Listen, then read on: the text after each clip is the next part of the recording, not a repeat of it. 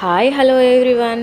ఈరోజు మీ ముందుకి వెనకట పాతకాలం నాటి వంట, అదే మన అమ్మమ్మలు ముత్తమ్మలను గుర్తుకొచ్చేలా పల్లి పచ్చడి చేసాం. ఎంత బాగుందో కదా. మంచిగా ఎండుమిర్చి ఉల్లిపాయ నంచుకొని తింటే ఆహా, చాలా బాగుంది అసలు.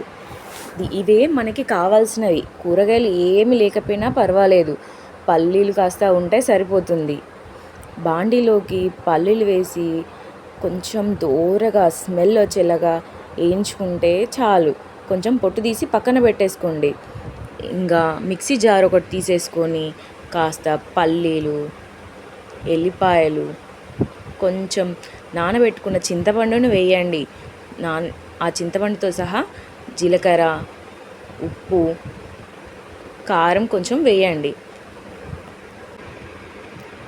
ముందుగా ఇవి కాస్త మెత్తగా మిక్సీ పట్టుకున్నాక ఉల్లిపాయ ముక్కలు వేసి అలా కటక్కుమనిపియండి చాలు. ఇంకా తాలింపు కోసం నూనె మంచిగా వేడి చేసేసుకోండి. అందులో ఆవాలు, జీలకర్ర, ఎండుమిర్చి, కొంచెం మినప్పప్పు, శనగపప్పు, ఎల్లిపాయలు, కరివేపాకు వేసి దోరగా వేయించుకోవాలి మంచిగా. అది అంతా క్రిస్పీగా అయ్యాక స్టవ్ ఆపుకొని మన పచ్చడికి యాడ్ చేసుకుంటే అయిపోతుంది. ఎంతో బాగుంది కదా. అయితే మీ జేక వంటల ఛానల్ని లైక్ చేసి సబ్స్క్రైబ్ చేసుకోండి. చాలా బాగుంది ఈ పచ్చడి.